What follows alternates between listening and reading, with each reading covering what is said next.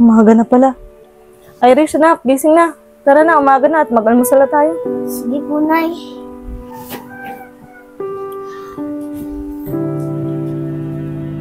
Sana si Irish, ginigising ni Nanay. Pag ako hindi, anak din naman ako niya. Talagang hindi na ako mahal ni Nanay. Nandito ka na si Nanay. Nanay, dito ka lang. Hingi lang ako kay Nanay na pamerenda natin. Sige, Jackie, antayin kita. Sige. Nay, pwede po ba manghingi ng pera? Pambili lang po ng pangmerienda. Oo naman anak, gusto mo magmerienda? O eto 50, o bumili ka ng pangmerienda mo. Nay, salamat po. Sige. O Jackie, yan, diyan ka na rin pala. Kanina ka pa ba dyan? Oo, Nay, kagaling na pa ako nandito.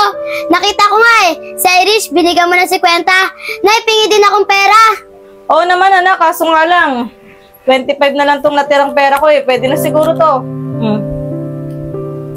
25. Sige po, Nay, pwede na po to. Dito na po ako. 25, parang kulang pa to. Pag kay Irish, marami. Pag sa akin, hindi.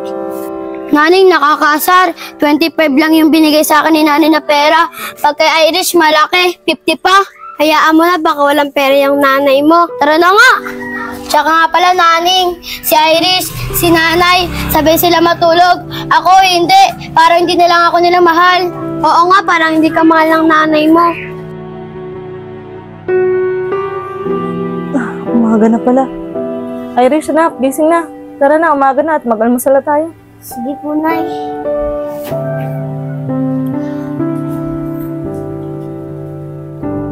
Sana si Irish, ginigising ni Nanay. Pag ako hindi, anak din naman ako niya. Talagang hindi na ako mahal ni Nanay. Alam mo ba, Naning, kagahapon, ginising ni Nanay si Irish para mag-almusal. Ako hindi.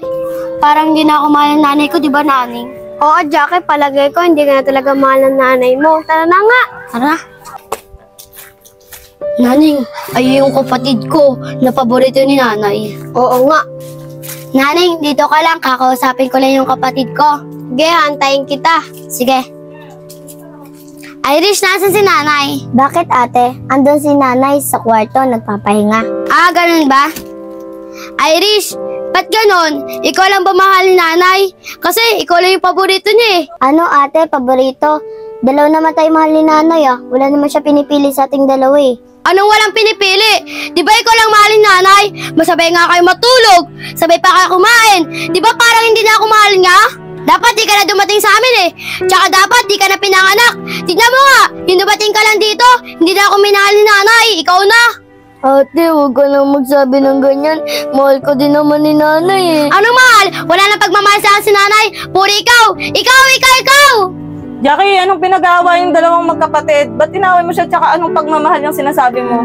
Bakit, Nay? Totoo na may mga sinabi ko ah. Si Irish lang yung mahal mo, hindi ako. Kasi hindi mo na din ako iniintindi. Katulad ng dati, Nay, iniintindi mo ako. Jackie, anak, hindi totoo yan. Ano ba mga pinagsasabi mo? Halika, papaliwanagan ko kayong dalawang magkapatid. Alam mo, Jackie, anak, huwag mong isipin na hindi kita mahal at si Irish lang ang mahal ko. Kahit kailan hindi magbabago ang pagtingin ko sa inyong dalawa dahil mga anak ko kayo. Akala ko naman kasi, Jackie, anak, na naiintindihan mo yung mga ginagawa ko kay Irish dahil ate ka at matanda ka sa kanya. Hindi ko rin napapansin na nagseselos ka na pala at napapabayaan na kita, anak. Pasensya ka na, ha? Sana mapatawad mo ako, Jackie. At lagi mong tatandaan, anak, na pantay ang pagmamahal ko sa inyong dalawa dahil mga anak ko kayo at mahal na mahal ko kayo. Ay, sorry po. Kala ko po kasi hindi niyo na ako mahal. Okay lang yun, anak. Alam ko naman na may pagkakamali din ako eh. Basta lagi niyong tatandaan, mahal na mahal ko kayong dalawang magkapatid. Salamat po, Nay. Irish, sa'yo din. Sorry kung nagselos ako. Sana mapatawad mo na ako, ha? Oo, Ate Jackie, mapapatawad kita. Kasi kapatid kita. Salamat! Nay! Irish, pwede ba tayo magyakapan? Oo naman.